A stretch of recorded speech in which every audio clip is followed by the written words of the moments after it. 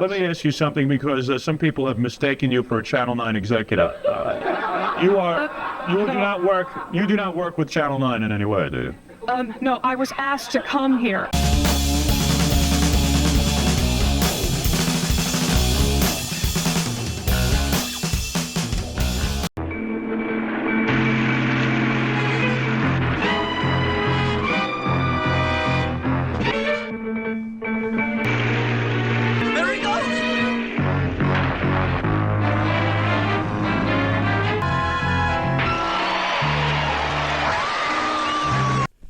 Oh, Fonzie water skiing. Yeah, but do you know? Did you remember this? Yes, I remember it. It was a story that made Fonzie, well, a false god, making him do a dangerous stunt just to show him off. So, how'd you feel about that? You didn't like that show? No, I didn't. Just that episode or show in general? Did you like Happy Days in general, or no? The early stories made better sense because the characters were presented more realistically. Okay, and you don't like that show because he's jumping the shark? Because that was much later, when he was made to be too important in every story. He was made a false god. And you feel at that point the show is going downhill. Right. Now you can tell us how you feel about this, but this is some lady. It's a new type of dance.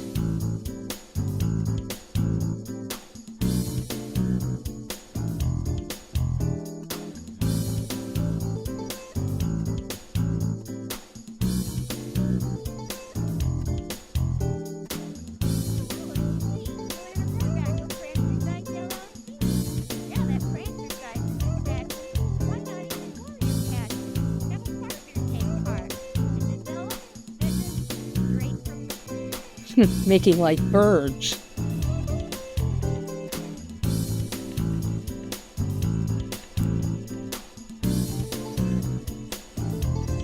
So what is your opinion of her dancing? It reminds me very much of figure jogging, which never became an institution. And that, when I first saw it, I felt the same. I said, and this was seen by millions of people, but I think it's possible that she ripped you off. Well, it's because, as she's dancing, her feet are landing alternately every beat, and that's just like you do with regular walking or running. That's why it makes me think of figure jogging, because that calls for constant alternate foot landings too. But do you feel that she stole your idea? I never knew this woman. She was a complete stranger. I know, but she's doing a dance that very much looks like you're figure jogging, and she had like millions of people looking at her stuff, and your figure jogging is not really known by a lot of people.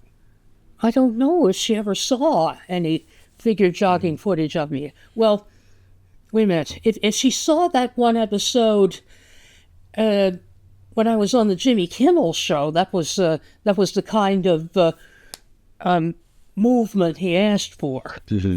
So if she became famous because of that, does that kind of get you the wrong way?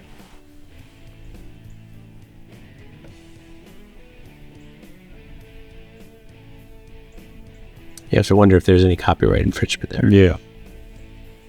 So how would you evaluate her dance? If there's supposed to be birds flapping their wings, I do it quite differently. Flap my arms to look like wings. Yeah. It's called Prancercise, so I don't suspect she's supposed to be a bird. I got the impression that she was supposed to be a deer or something. Yeah, I think she's supposed to be prancing. Like a horse or a deer. But you call it figure jogging. Okay, so what's your final evaluation of this? Well, it may be a good way to exercise, but what's the long-term goal? I don't know. What's the long-term goal of figure jogging? To make jogging and running into an entertainment as well as a sport or exercise. Like Olympic sport. It would have been a sensation in the Olympics. It might have been. Huh. All right, well, let's do another one. So I got one about the carnival style dress. Yeah, sure. Yeah. Well, Okay. All right. This is about people that make Italian style carnival dresses. And that, Applique, right? yeah, that's applique.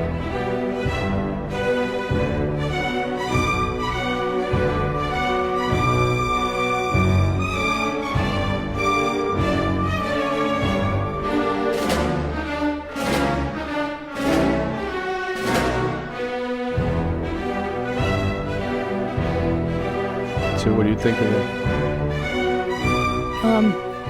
Well, it reminds me of some costumes I've made with big sleeves. I like the garments that hug the bodice from the waist up, from the shoulders down to the waist, and then a loose, flowy skirt. What did you think of that dress? Well, I saw these panels hanging down the back.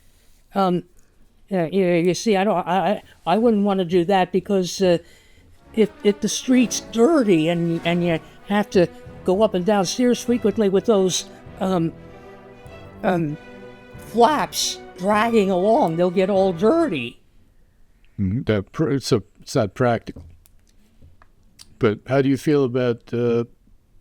Do you differentiate between somebody using a sewing machine or hand work?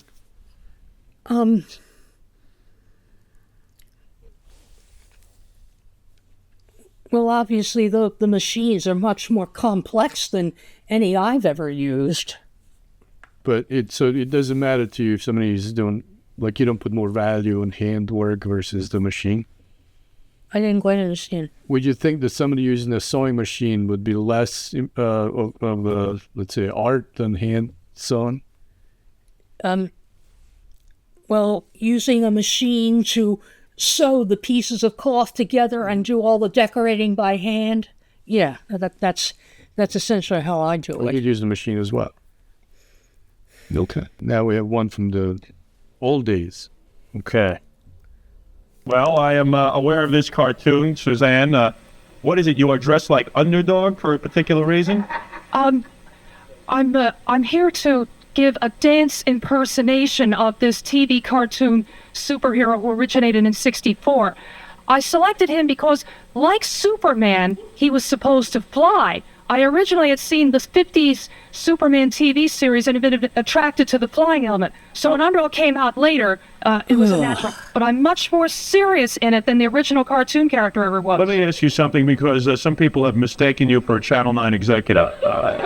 You do not work with Channel 9 in any way, do you? No, I was asked to come here. I'm also dead serious about this kind of performance. Well, what do you think? Are you serious about Underdog? I mean, that is a funny kind of thing, isn't it? He was originally shown that way, but I didn't like it. And other characters who born at least a generation ago, currently being revived, are made to improve with times. Will you So how should we look at Underdog? Underdog As a should be- more meritorious superhero, not so much a cartoon character than he was originally shown. All right. If you're a superhero, that's a step further than just a run-of-the-mill character. All right, very good. So what do you remember of that? What are your memories of that? He was, I had seen before it was my turn that he did some vulgar talk, and was and sexually explicit. Mm-hmm. And I was alarmed that I was not given the opportunity to get all the facts before making my first appearance on it. So what is your overall impression of that first time you went on that show? I was struggling to get him to understand why Underdog meant what needed to be a more refined and meritorious character. Did he ever get it? Ever or no? Well, through me he did, but I was by myself. There weren't other people acting out stories with me. I know that, but you think that Howard Stern finally understood why you do what you do?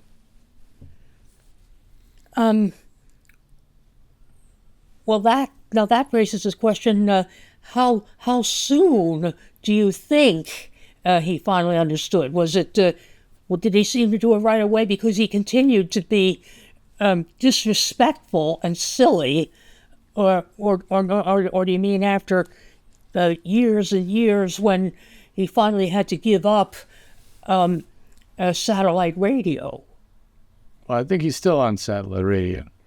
He gave up the regular radio. Terrestrial, yeah. But what I'm saying, do you think he understands you today?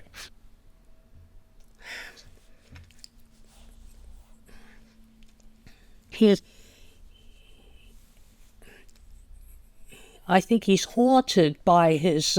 I think he's gotten his comeuppance in that I complain that people who see me in performances still tease me the way he did, and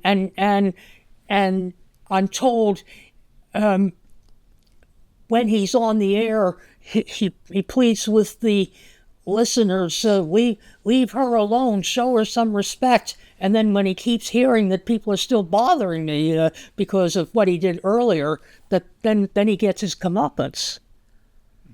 Okay, and then we have one more clip when I think he's trying to apologize. Yeah, I cut back kind of not sure if it's in the right spot. Let's see.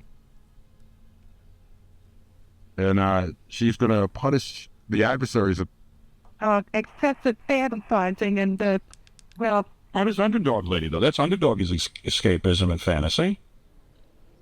I'm telling you, you're taking it too seriously. That's why I wanted to call it. I'm sure about a job with these, Yeah. So, you know, I keep telling this other woman I can't understand what she's saying. That's Robin. That's Robin. You know Robin from the show. I remember that, she just didn't say right then and there who she was. No, we identified her at the beginning. I didn't hear that. Robin. And the point is that, you know, Underdog Lady is a fun, kind of frivolous, wild character. You gotta loosen up with it. No, I don't call me Underdog Lady, and the only reason I can be called a lady is because I'm a female performer.